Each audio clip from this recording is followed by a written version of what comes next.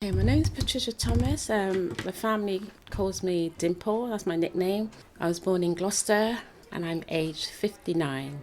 And my parents, they came over, well, my dad came over, I think it's 1962. I know he said he came over on the boat because because he's a carpenter. So he brought all his tools with him. So he came over on the boat and my mum came over on the plane. I was born in 1964, but my brother, the youngest out of all the brothers, he was born over here. He was born in 1963, then I was born in 1964. So I always knew I had four brothers in Jamaica. We all had nicknames. So there was Wayne, Leon, Jimmy, and Blue. When my parents came over, they always said, "We've got four brothers out there. Two would live in. I think they got split. So one was living on my dad's parents' side, and the other three were living on my mum's parents' side. So the three were living in St. Catherine, and the one was living in St. Andrews. I was 8 when my brothers came over, so they were from the age of 11 upwards, and I think the oldest one, I think he was already 18, so he was sort of, I think they had to come over before they turned adults, I think, I remember then. How old are you? So I was 8 when my brother came over. So they came over in 1972, and that's when my sister was born.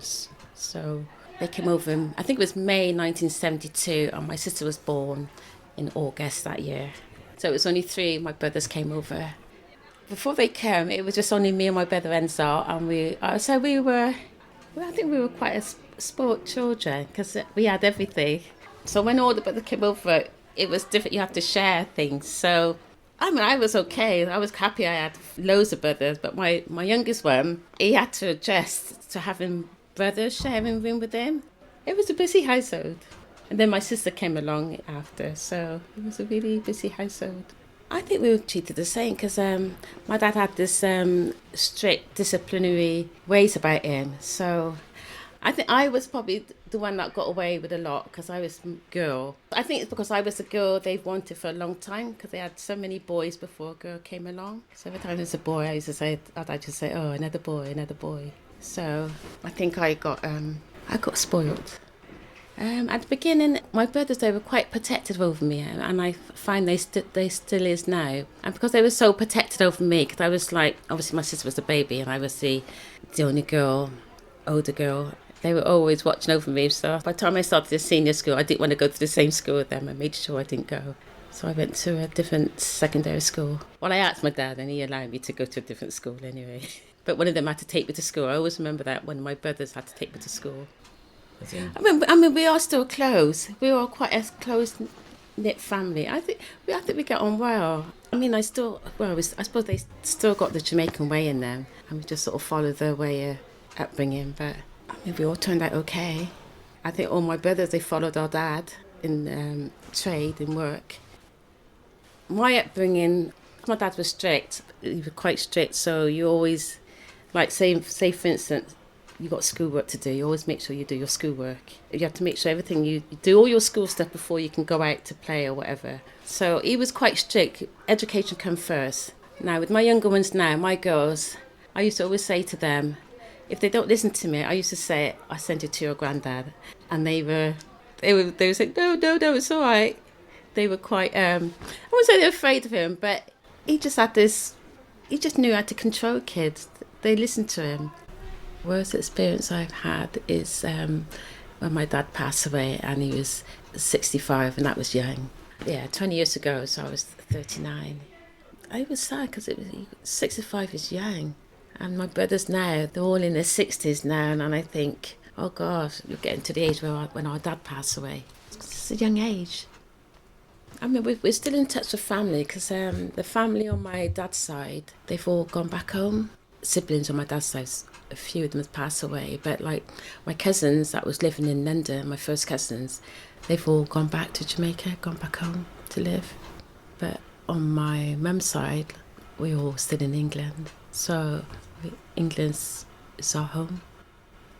The decision my parents made to leave their kids in Jamaica to come over here, obviously to better their life, but our dad always said, I know a lot of them went back home when they're in their late 50s, 60s, but he always said he didn't want to go back home because his family is here. So he would have made up his mind that he'd not gone back to, go back home to live. I think my parents were happy with the decision they made.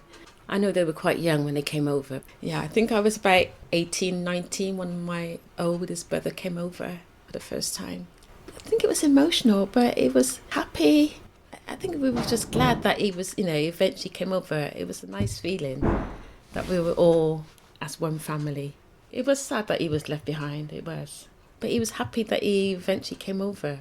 And we was glad that we were all our brothers was here with us. Yeah, it was lovely. I mean, my sister wouldn't know Michelle. She was born the year my brothers came over, so she wouldn't know the difference. But yeah, it was lovely when Blue came over. And I'm sure there's a lot he hasn't told us. There's a lot he's kept behind. But it wasn't easy. I say it wasn't easy.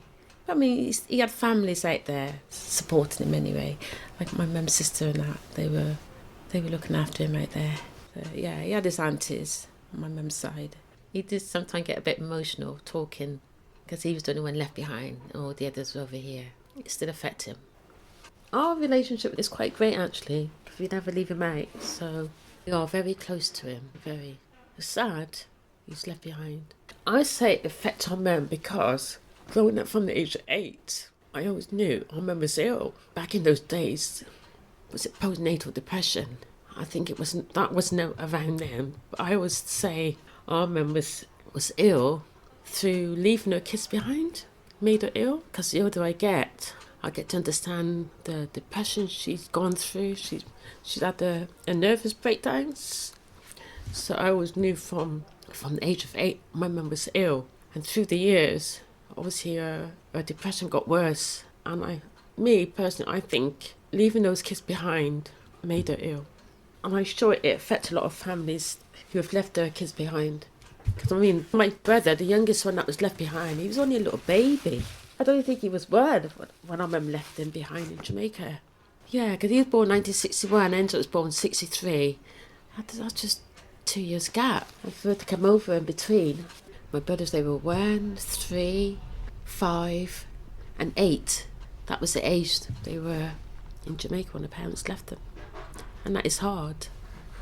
And when they finally came over, they were aged from 11, 13, 15. My oldest one, Blue, that was left behind, he was 18. It's sad. I mean, we were lucky.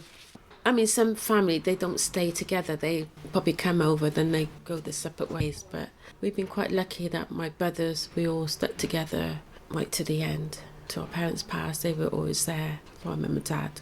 Now, today, no, I don't think I could do that, leave my kids behind. I would bring them with me. Obviously, they've lived over here longer than they lived in Jamaica, but I don't think they would want to go back to live in Jamaica because they class England as their home.